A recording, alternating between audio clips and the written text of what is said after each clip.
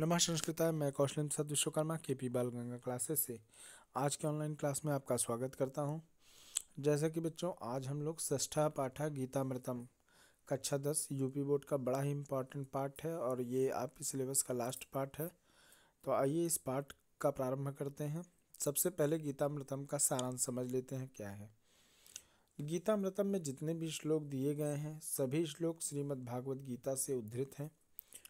गीता महर्षि वेद व्यास द्वारा रचित अनुपम ग्रंथ महाभारत के 700 श्लोकों का ही क्या है, संकलन है। वासुदेव श्री कृष्ण द्वारा अर्जुन को दिया गया निष्काम कर्म का उपदेश ही प्रधानतया इस ग्रंथ का प्रतिपाद्य विषय है। समस्त उपनिषदों की सारभूत यह गीता भारतीय दर्शन की अमूल्य निधि है। भगवान के गुण, प्रभाव और मर्मों का वर्णन जिस प्रकार गीता में हुआ उस प्रकार अन्य ग्रंथों में नहीं। इसमें एक भी वाक्य सदुपदेश से रहित नहीं है। यह भारत के आध्यात्मिक ग्रंथों की परिणति है, जिसके लिए स्वतः वेदव्यास ने कहा है कि गीता सुगीता कर्तव्या किमन्यैः शास्त्र विस्तरैः, अर्थात गीता का ही अभ्यास, मनन और गायन करना चाहिए। अन्य विस्तृत शास्त्र चर्चाओं से क्या लाभ।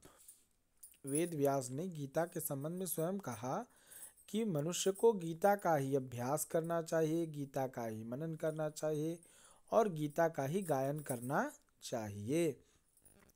अन्य विस्तृत शास्त्र चर्चाओं से कोई लाभ नहीं होता है जितना कि गीता का गायन करने, मनन करने या और अभ्यास करने से होता है। तो आइए, इतना हम लोग जान गए। अब इनके श्लोकों के अनुवाद को समझते हैं हम और व्याख्या उसी तरह कर लेंगे, उसी में बढ़ा के। पहला श्लोक है कर्मण्येवाधिकारस्ते मा फलेषु कदाचन माँ कर्म फल हेतु भूमा ते संगोऽस्तु अकर्मणि। एक एक शब्द का अर्थ जानेंगे। कर्मणि एव अधिकारः ते, पहला शब्द क्या है, कर्मणि एव अधिकारः ते। कर्मणि माने कर्म में, एव माने ही, अधिकारः माने अधिकार है, ते माने तुम्हारा। भगवान श्री कृष्ण अर्जुन से कहते हैं कि हे अर्जुन, तुम्हारा अधिकार केवल कर्म में करने में ही है। कर्मणि एव अधिकारः ते, कर्मणि माने कर्म में, एव माने ही, अधिकारः माने अधिकार है, ते माने तुम्हारा। हे अर्जुन, तुम्हारा कर्म करने में ही अधिकार है। आगे कहा मा फलेषु कदाचन, माँ माने मत या नहीं, फलेषु माने फल में, कदाचन माने कभी भी, उस कर्म के फल में कभी नहीं। हे अर्जुन, तुम्हारा अधिकार तो केवल कर्म करने में ही है, उस कर्म के फल में कभी नहीं। माँ कर्म फल हेतु भूमा ते संगो अस्तु अकर्मणि।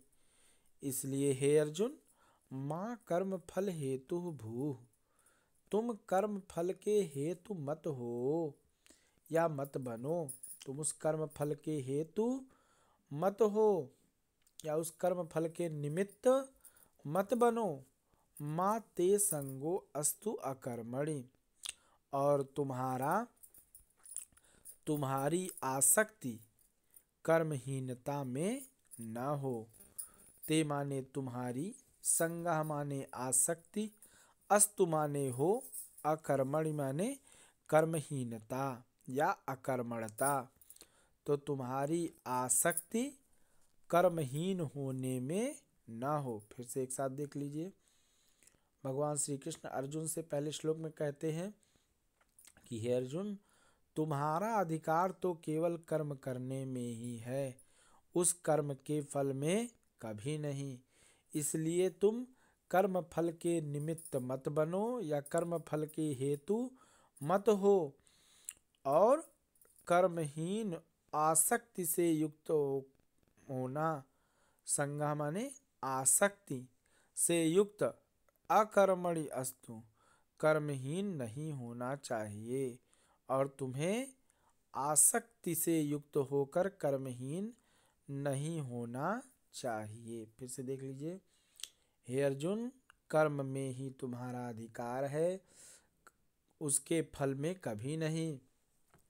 तुम कर्म फल के हेतु मत बनो और तुम्हारी आसक्ति कर्महीन होने में नहीं होनी चाहिए, या तुम कर्महीन